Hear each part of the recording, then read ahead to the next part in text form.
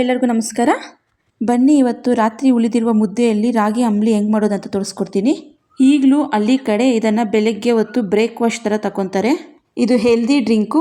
Summer ಸೀಸನಲ್ಲಿ ಈಟ್ body ಇರೋರಿಗೆ ಈ ಥರ ಮಾಡಿಕೊಡಿ, ಬಾಡಿ ತಂಪಾಗಿ ಮಾಡುತ್ತೆ. ಈಗ ಇದಕ್ಕೆ ಬೇಕಾಗಿರುವ ಇಂಗ್ರೀಡಿಯೆಂಟ್ಸ್ ತೋರಿಸ್ತೀನಿ ಬನ್ನಿ. ಈಗ ಮಡಿಕೆಯಲ್ಲಿ ಒಂದು ಮುದ್ದೆ ಇಸ್ಕೊಂಡಿದ್ದೀನಿ. ರುಚಿಗೆ ತಕ್ಕಷ್ಟು ಉಪ್ಪು, ಸಣ್ಣದಾಗಿ ಕಟ್ ಮಾಡುವ ಕೊತ್ತಂಬರಿ ಸೊಪ್ಪು ಸ್ವಲ್ಪ, 1 ಕಪ್ ಮಜ್ಜಿಗೆ, ಸಣ್ಣದಾಗಿ ಕಟ್ ಮಾಡುವ ಈರುಳ್ಳಿ 1.